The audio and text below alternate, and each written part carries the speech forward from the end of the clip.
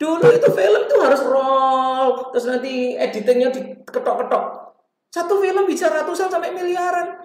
Nah sekarang apa yang jadi film? Nah itulah ya. Jadi betapa pentingnya kreativitas di zaman revolusi industri 4.0 karena semua orang bisa berkreativitas. Assalamualaikum warahmatullahi wabarakatuh. Waalaikumsalam warahmatullahi wabarakatuh. Jumpa lagi dengan kami di Move Up TV bersama saya Zakia Joban dan Jumalah Multazam. Sahabat muda, video kali ini kita akan berbincang mengenai pengembangan keterampilan kreativitas. Keterampilan kreativitas adalah skill yang sangat penting di abad 21. Ya, 4C, kalau ternyata 4C. Critical thinking, creativity, collaboration, and communication. Nah, sahabat muda, perkembangan dunia yang begitu cepat, apalagi di masa pandemi ini, loncatan-loncatan perubahan yang sudah di depan mata, yang sudah kita rasakan, ini begitu luar biasa. Impact banyak sekali ya, begitu dengan perubahan ini muncullah inovasi-inovasi yang terus lahir. Bermunculan kreativitas-kreativitas dalam segala aspek kehidupan. Kreativitas tidak hanya kita identikan dengan seni, ya sahabat muda ya. Jadi kreativitas ini sangat luas. Kreativitas itu dalam segala aspek kehidupan. Nah di sini memberikan tantangan kepada kita untuk bagaimana kita bisa survive, bagaimana kita bisa mengikuti perkembangan, menyesuaikan diri dengan perkembangan dengan skill kreativitas. Nah sebelum kita bincang mengenai bagaimana kita sebagai orang tua menstimulus anak-anak untuk keterampilan kreativitas, kita tanya Pak Jumala, seberapa penting kreativitas dalam kehidupan? Gini, kreativitas itu sekali lagi tidak hanya di zaman revolusi industri 4.0. Iya betul. Tetapi di zaman ini menjadi sangat penting. Saya sampaikan dulu sebelum RI 4.0 ya. Ada istilah-istilah sebelum ini menghadapi RI 4.0. Innovate or die. Kamu berinovasi atau kamu mati. Zaman dulu, teknologi belum menjamur, kreativitas belum menjamur, itu sekali kita bikin sesuatu, itu biasanya bisa merajai pasaran. Tetapi sekarang, semua orang bikin. Iya, benar. Jadi kalau kita tidak pandai untuk bikin kreativitas, kita tidak ada diferensiasi. Kita tidak ada keunggulan, mati. Makanya ada istilah innovate or die. Nah, sekarang di zaman internet, zaman digital ini, revolusi industri 4.0, ini kreativitas semakin tidak terbendung. Orang sering menyebutnya adalah unlimited creativity. Jadi kreativitas sekarang sudah tidak terbatas lagi. Betul. Semua orang bisa berkreativitas. Kalau dulu kreativitas itu hanya dimiliki orang-orang yang punya duit, yang punya teknologi. Nah sekarang teknologi, betapa murahnya teknologi zaman sekarang. Iya. Bikin film aja dengan HP sudah bisa bikin film. Dulu itu film tuh harus roll, terus nanti editingnya diketok-ketok. Satu film bisa ratusan sampai miliaran. Nah sekarang apa yang jadi film? Nah itulah ya. Jadi betapa pentingnya kreativitas di zaman revolusi industri 4.0 karena semua orang bisa berkreativitas. Maka skill creativity is a must. Harus di dalam revolusi industri 4.0. Itu pentingnya. Iya. Jadi memang begitu ya sahabat muda ya. Dimana creativity ini kita sudah sering sekali melihat kreativitas mulai dari kreativitas kecil-kecil sampai dengan kreativitas yang besar. Dan semua itu kreativitas. Bahkan di sahabat muda, kreativitas itu tidak hanya kita menciptakan sesuatu yang baru. Ya, jadi tidak harus kita menciptakan sesuatu yang benar-benar baru yang belum ada.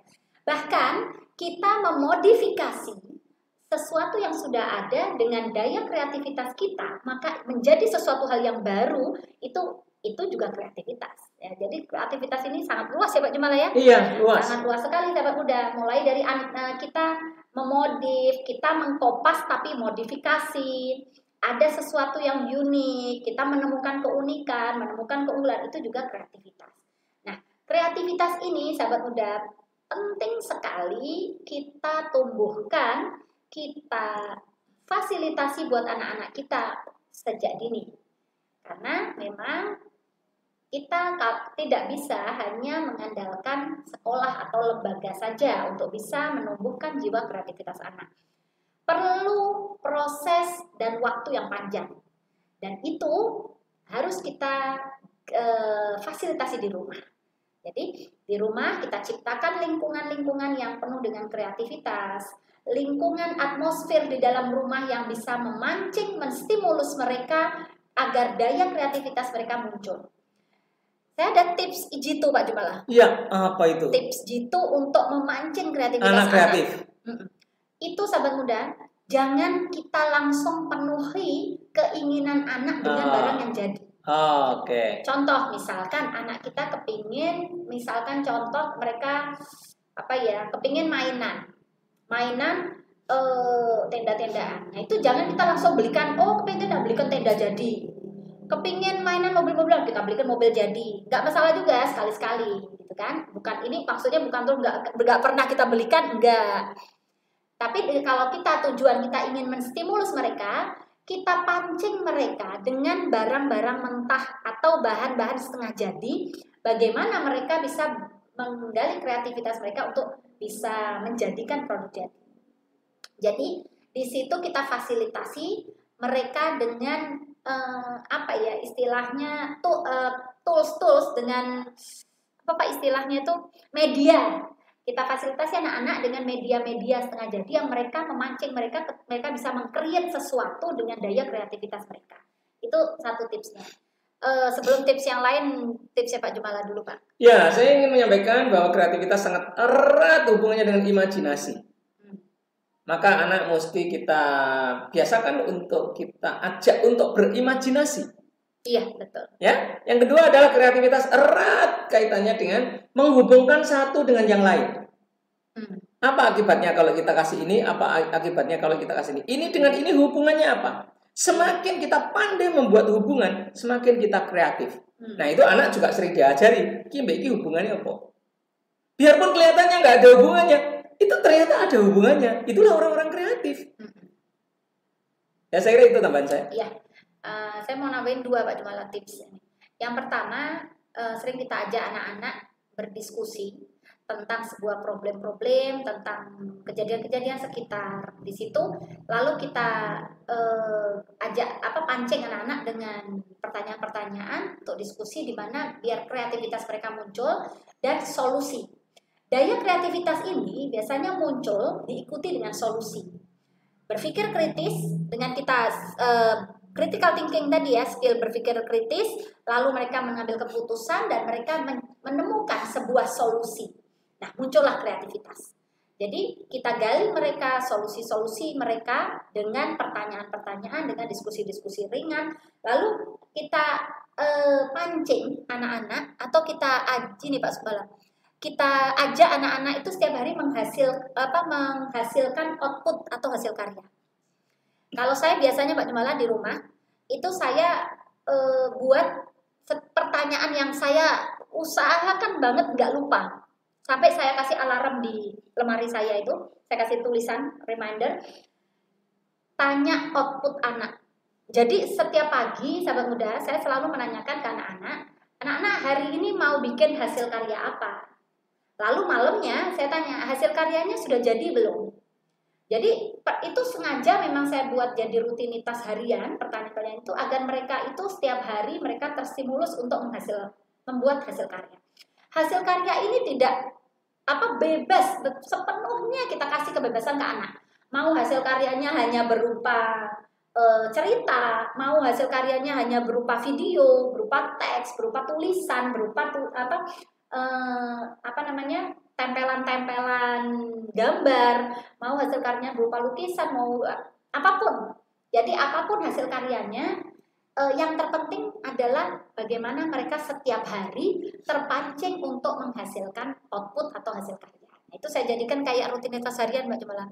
Kalau pagi saya tanya, hari ini mau bikin hasil karya apa?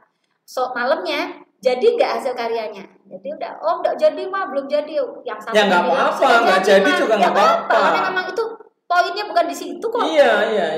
Poinnya adalah ngelatih dia itu ini loh mempunyai berpikir. Tadi imajinasi tadi. Kreatif. menggali imajinasi. Imajinasi, betul. Jadi biar mereka selalu berimajinasi apa gagasan-gagasan yang bisa dijadikan dalam bentuk nyata, jadi nyata gitu. Jadi imajinasi menjadi barang nyata. Ada tambahan? Tambahan satu lagi. Pancingan-pancingan pertanyaan yang bisa memicu kreatif adalah, dan ini sering saya ajarkan di dalam kelas ya, kalau kita ada pelatihan kreativitas itu ada pancingan-pancingan pertanyaan. Ya, hindari anak-anak aku bingung mah, itu hindari kalimat itu. Karena begitu bingung, dia itu langsung berhenti, ya pikiran kreatifnya berhenti. Juga kemudian nggak mungkin ini nggak bisa, kata nggak mungkin, kata nggak bisa itu juga menutup menghentikan pikiran kreatif. Nah, yang sering harus ditanyakan adalah ada dua pertanyaan penting untuk mancing kreatif. Satu adalah bagaimana caranya. Yang kedua adalah apakah ada cara lagi kecuali ini? Apakah ada cara lain? Penting. Karena semakin banyak cara, nanti kita akan mengambil keputusan kan, ada cost benefit, ada critical thinking dan decision making. Tapi sebelum itu kreatif dulu. Dan jangan mematikan kreatif orang. Kalau ada ide, dicoba diterima dulu. Biasa kan begitu. Nah ini orang tua kan nggak bisa itu mematikan ide anak. Iya betul. Jadi diterima, dihargai, oke, begitu. Mari kita pertimbangkan, begitu. Dan itu orang tua yang ajari. Kasih contoh. Supaya kita banyak solusi, meskipun anaknya misalnya idenya itu gak seberapa, tapi diapresiasi agar dia suka. Iya betul. Saya kira itu. Begitu sahabat muda, video kita tentang pengembangan kreativitas. Sampai jumpa lagi di video berikutnya. Jangan lupa subscribe dan bunyikan lonceng. Akhir kalam. Assalamualaikum warahmatullahi wabarakatuh.